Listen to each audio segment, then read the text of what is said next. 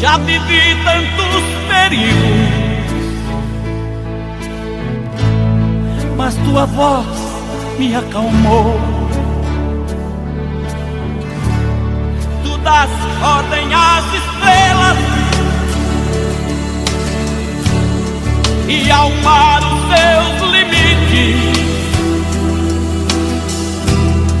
Eu me sinto tão seguro